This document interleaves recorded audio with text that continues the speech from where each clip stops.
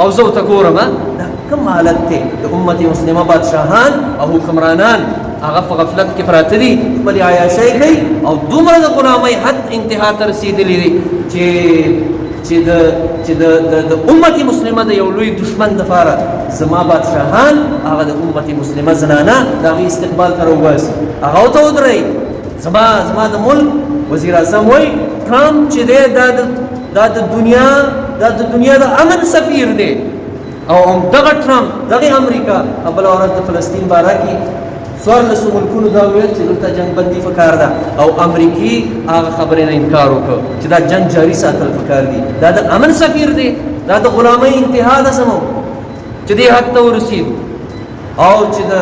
امریکي یوم ازادي وه تېره ورځ نو زمونږ ټول سیاسي او مذهبي لیډران هغې کې شامل وو هغې له ورغلي سفارتخانې له یو طرف ته هغه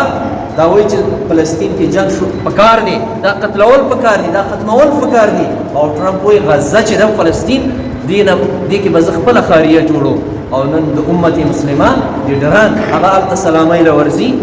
د اسلام آباد سفارتخانې ته کوم حال دی د امت مسلمه ځکه عزتمندونو د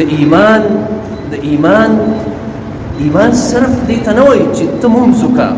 ایمان دې ته وایي چې ستا زړه هغه په یو مسلمان باندې په مشرق کې داسې خفه شي د مغرب والا لپاره او د مغرب مسلمان د مشرق والا دا ایمان دی عمر رضی الله عنه فرمایل که یو سپی د سمندر په غاړه باندې تندې رمړي نو عمر تا نه به یې تپوس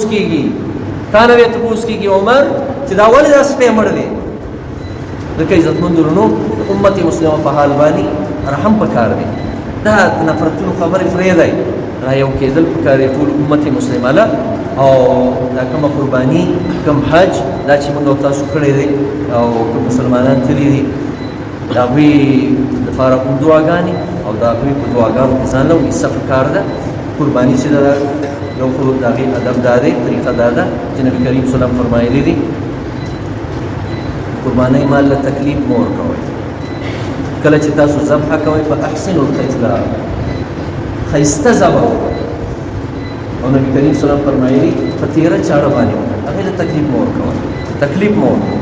او دا ووایئ وجهت وجهي للذي فطر السماوات والأرض حنيفا وما أنا من المشركين إن صلاتي ونسكي ومحياي ومماتي لله رب العالمين لا شريك له وبذلك أمرت وأنا